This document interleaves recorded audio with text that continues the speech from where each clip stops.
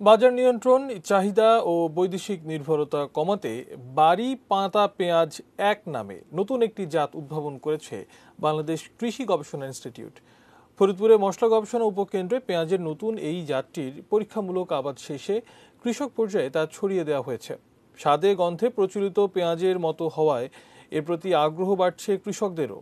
চারা রোপণের 2 মাস পর থেকেই পাতা সংগ্রহ করা যায়। 40 থেকে 50 সেন্টিমিটার উচ্চতার প্রতিটি গাছের গোড়া থেকে 4 থেকে 5টি করে চারা বের হয়। মে জুন মাসে বীজ বপন করলে ডিসেম্বর পর্যন্ত 3 থেকে 4 বার পাতা সংগ্রহ করা যায়। হেক্টর প্রতি ফলন হয় 7 থেকে 8 টন। বাড়ি পাতা পেঁয়াজ এক জাতের ব্যাপক আবাদ হলে দেশে পেঁয়াজের ঘাটতি মেটানো সম্ভব হবে বলে মনে করছেন সংশ্লিষ্টরা।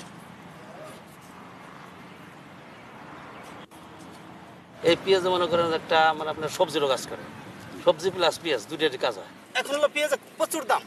এখন এই পাতা পেঁয়াজ আমরা সবসময় জন্য এই পাতা পেঁয়াজ দিয়ে আমাদের তরকারি। এটার একটা বিশেষ গুণ হচ্ছে এই পেঁয়াজে যেমন অনেক স্প্রে করতে হয়, ফাঙ্গিসাইড, তারপর কীটনাশক স্প্রে করতে হয়, কিন্তু এই পাতা পেঁয়াজের ক্ষেত্রে তেমন কোনো রোগবালাই দেখা যায় না এবং এটা উৎপাদন খরচ নর্মাল পেঁয়াজের থেকে 3 ভাগের 1 ভাগ। এই বর্ষার শেষে বিশেষ করে সেপ্টেম্বর অক্টোবর এই মাসগুলোতে আমরা যদি মূল পেঁয়াজ না খেয়ে এটার বিকল্প হিসাবে যদি পাতা পেঁয়াজ আমাদের টেবিলে, খাবার টেবিলে নিয়ে আসতে পারি, তাইলে এই সরকারের এত পরিমাণ টাকা খরচ করে বিদেশ থেকে এতটুকু পেঁয়াজ আমদানি করা লাগবে না।